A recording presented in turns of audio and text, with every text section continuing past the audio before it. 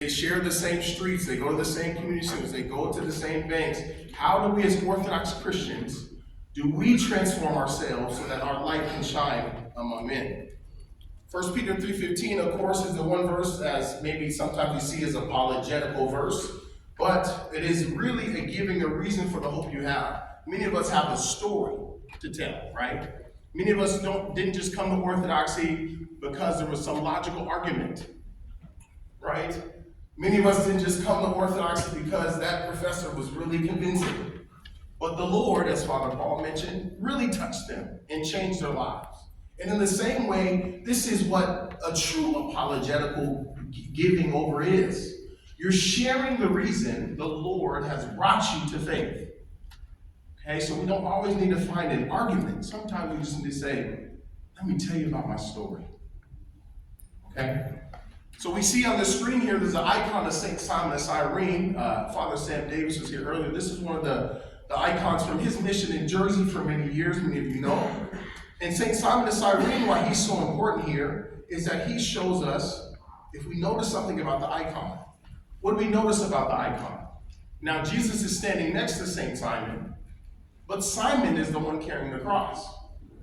Now, the question we probably don't ask, we didn't ask if Simon was strong enough to hold the cross. But we see that he is. So my point here is that we all have the capacity to do things, but not all of us are ready. Simon was ready and had the capacity.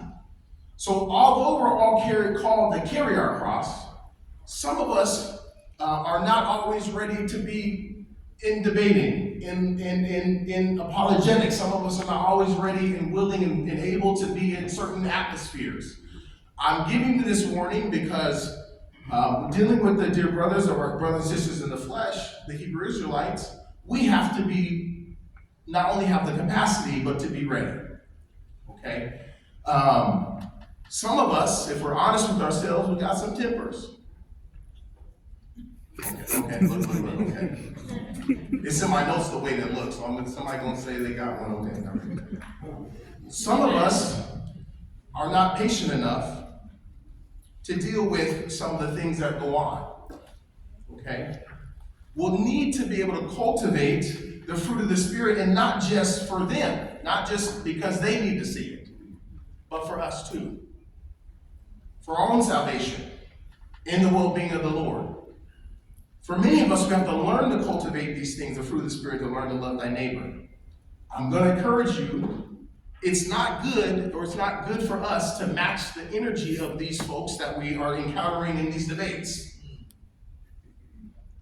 Now all the ears have been shut off in the room. It is not good for us to match the energy of those who we're debating in the room with, because that does no good. So now, when we have a brother like this shouting in our face,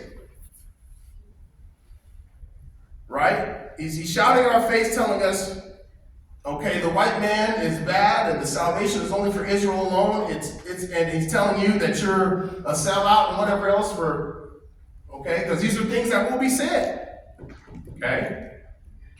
We have to be able and willing to stay calm and collected and prayerful.